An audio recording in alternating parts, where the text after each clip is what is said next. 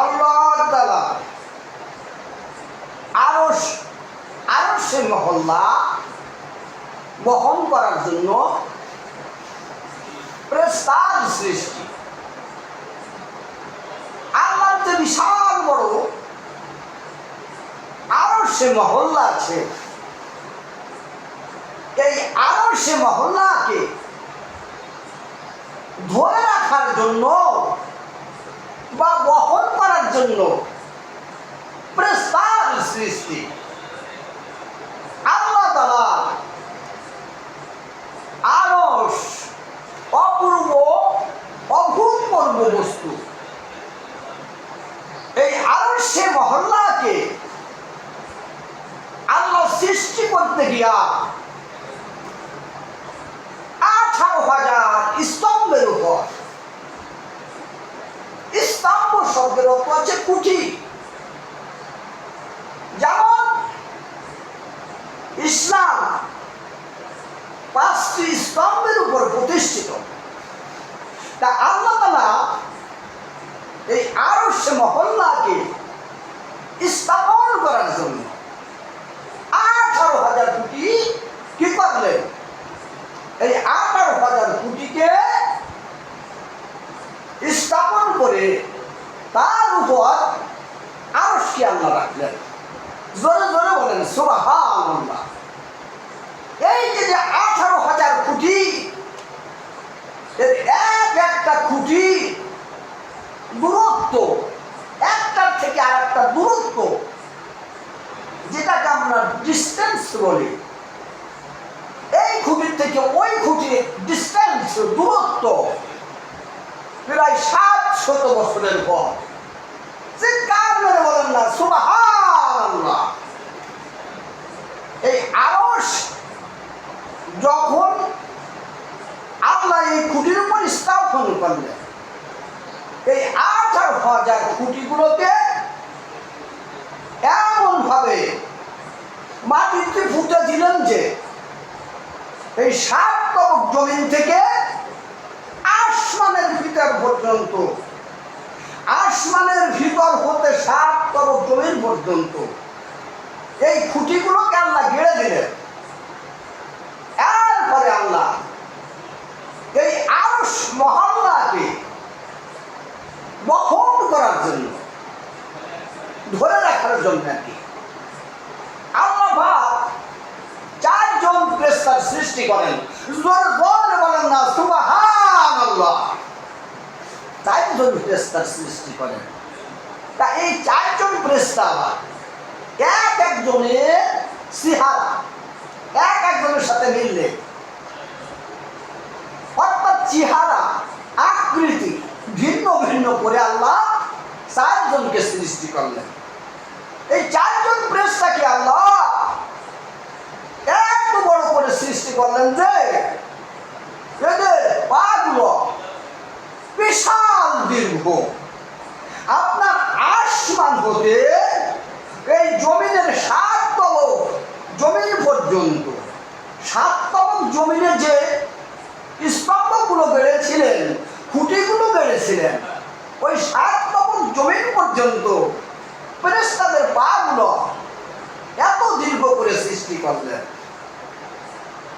আর এই ফেরেশতাদের একটা পায়ের কদম, আমরা যেমন হাঁটি চলার সময় পা যখন ফেলি, এই পার থেকে ওই পার একটা ডিস্টেন্স আছে না, দূরত্ব, এইভাবে এই ফেরেশতাদের একটা পায়ের দূরত্ব ছিল 700 বছরের পর। চিৎকার মেরে বলেন সুবহানাল্লাহ। আল্লাহ পাক এই ফেরেশতাদেরকে আদেশ করলেন, ওই ফেরেশতা এখন তোমরা আমার আরশকে তোলো। তার সমস্ত ফেরেশতা, 4 ফেরেশতাই আল্লাহর আদেশ পেয়ে আরশকে উত্তোলন করার জন্য লেগে গেলেন। সুবহানাল্লাহ বলেন।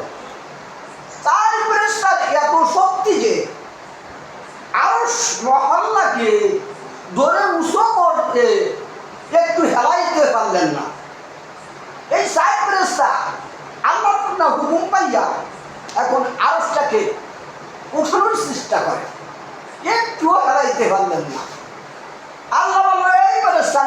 বলেছি তোমাদের এই শক্তি কোনো কাজে আসবে না। আমি আবার নতুন করে সমস্ত শক্তি তোমাদের দান করলাম। সুবহানাল্লাহ বলেন। সমস্ত শক্তি দান করে দিলেন আল্লাহ। দান করে দিয়া এরপরে আবার বললেন তোমরা আরশকে আবার উঠানোর চেষ্টা করো। চার ফেরেশতা আবার আরশকে উঠানোর চেষ্টা করতে লাগলেন। এবারও একটু দাঁড়াইতে পারলেন না। আল্লাহ বললেন ওই ফেরেশতা আমি বুঝেছি তোমাদের এই শক্তি কোনোই কাজে আসবে না। তা তোমাদের একটা দোয়া শিখাই দেই, এই দোয়াটা করে তোমরা আমার আরশকে ধরো। দোয়াটা কি? সুবহানাল্লাহি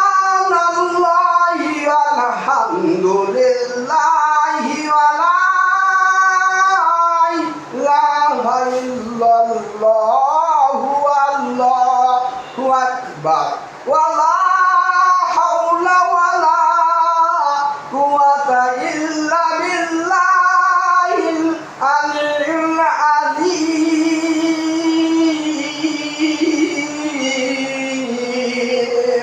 সুবহানাল্লাহ বলেন। এই দোয়াটি ফেরেশতারা পড়ে যখন আরশকে ধরেছে সঙ্গে সঙ্গে আরো সঙ্গী হয়ে গেছে। চিৎকার করে বলেন সুবহানাল্লাহ, আল্লাহু আকবার। আল্লাহ সবচেয়ে বড়। আর সুবহানাল্লাহ মানে কি? আল্লাহ খুব পবিত্র। এই ফেরেশতারা বলতেছে এই আয়াতের অর্থে আসছে আমি তাসবিহ গণনা করি পবিত্র আল্লাহর নামে যিনি সবচেয়ে বড় এবং তার প্রশংসা করি। আল্লাহর এই শক্তি সামর্থ্য ছাড়া কেউ পাপ থেকে বাঁচতে পারবে না। শয়তানের হাত থেকে বাঁচার কোনো রাস্তাই নেই। আল্লাহর শক্তি সামর্থ্য ছাড়া কেউ কখনো কি করতে পারবে না, শয়তানের হাত থেকে বাঁচতে পারবে না। শয়তান আমাদেরকে সামনের থেকে, পিছের থেকে, ডানের থেকে, বামের থেকে সব দিক থেকে কুপরামর্শ দেয়। কে? বলেন আমাদের খারাপ পরামর্শগুলো কারা দিয়ে থাকে? শয়তানে দিয়ে থাকে।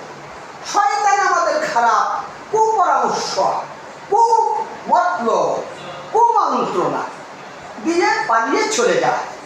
যখন দুজনের সাথে লেগে যায়, মারামারি হোক, কাটাকাটি হোক, যাই হোক না কেন, যখন দেখা যায় যে খুনোখুনি হয়ে যাচ্ছে, ওই সময় কিন্তু শয়তান পালিয়ে যায়, আর থাকে না। তা আমাদেরকে কুপরামর্শ দেয় কে? শয়তান। ওই শয়তানের হাত থেকে আমরা কার কাছে সাহায্য চাব? আল্লাহর কাছে সাহায্য চাব। আল্লাহর দেওয়া শক্তি ছাড়া কেউ কখনো শয়তানের হাত থেকে বাঁচতে পারবে না। শয়তানের হাত থেকে বাঁচার একমাত্র উপায় কি? চিৎকার করে বলেন আল্লাহর কাছে সাহায্য নেওয়া, আল্লাহর কাছে বলা। আল্লাহর কাছে বললে এই শয়তান সমস্ত দমন হয়ে যাবে। এই কারণেই আমি শুরু করি আল্লাহর নামে। যে কোনো কাজ করেন না কেন আপনি আল্লাহর নামে শুরু করে দেন, ইনশাআল্লাহ দেখবেন আপনার বরকত থাকবে, আপনি সাকসেস হয়ে যাবেন, উন্নতি হয়ে যাবেন। আল্লাহর নামটা যদি নিয়ে যে কোনো কাজ আপনি শুরু করেন, ওই শয়তান আপনাকে ধরতে পারবে না। ওই শয়তান আপনাকে কুপরামর্শ দিতে পারবে না। শয়তান দেখেন না যখন মানুষকে কুপরামর্শ দেয়, কুপরামর্শ দিয়া মানুষকে খুব খারাপই করাই দেয় না। দেখছেন না আপনারা, মানুষ ভালো মানুষ দেখা যাচ্ছে একজন আরেকজনের সাথে শয়তানের ভেজাল বাদাই দিয়া ওইখান থেকে পালিয়ে যায় কুপরামর্শ দিয়া। এটা কে করে? শয়তানের। এই শয়তানের হাত থেকে বাঁচতে হলে আমাদের প্রাণের প্রয়োজন আছে কি? আমরা যদি কোরআন পড়া জানি, আমরা যদি হাদিস জানি, নবীর সুন্নতে চলি, কখন আল্লাহ তোমাদের শান্তি আসবেই ফিরে, কোনো ভয় নাই, দুশ্চিন্তার কোনোই কারণ নাই।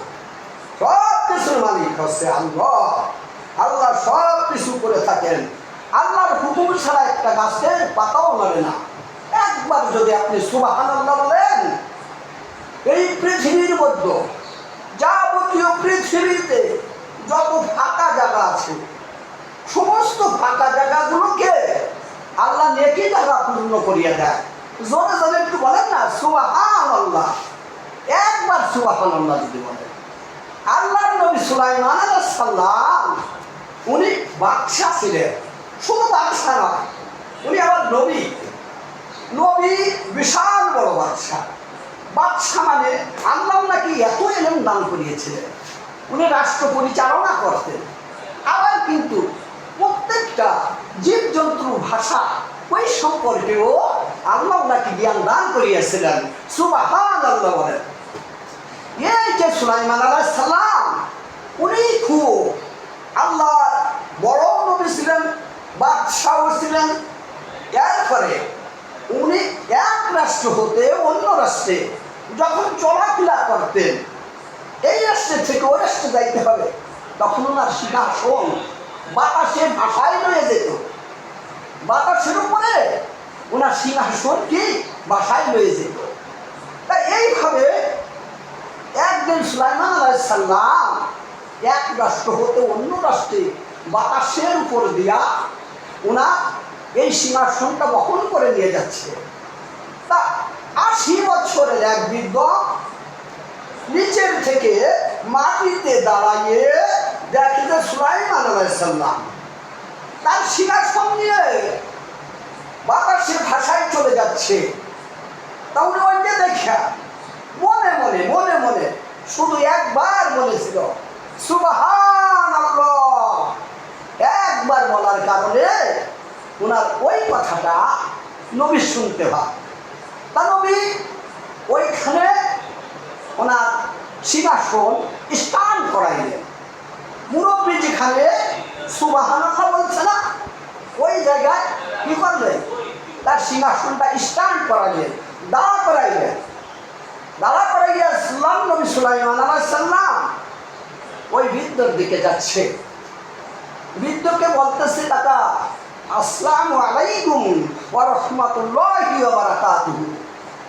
বৃদ্ধ উত্তর দিছে। তখন সুলাইমান আলাইহিস সালাম বলছে, কাকা আপনি মনে মনে কি বলছেন? বলে বাবা রে, যখন তুমি এই সিংহাসন নিয়ে বাতাসে তোমার সিংহাসন নিয়ে যাইতেছিল, তখন আমি মনে মনে শুধু একবার বলছি সুবহানাল্লাহ। সুলাইমান আলাইহিস সালাম বলে, আপনি একবার সুবহানাল্লাহ বলেছেন, আমার ওই যে সিংহাসন আর সারা পৃথিবীর চাইতে আপনার একবার সুবহানাল্লাহর মূল্য বেশি। জোরে জোরে বলেন সুবহানাল্লাহ। আল্লাহু আকবার। আল্লাহর শক্তি সামর্থ্য ছাড়া কেউ পাপ কাছ থেকে বাঁচতে পারবে না।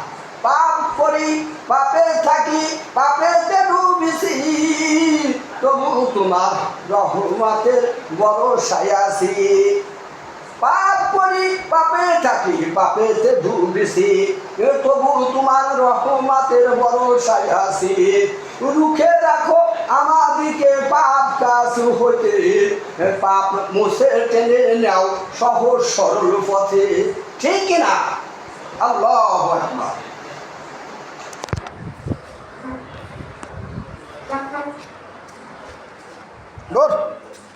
তুই কি করবা লাগছিস?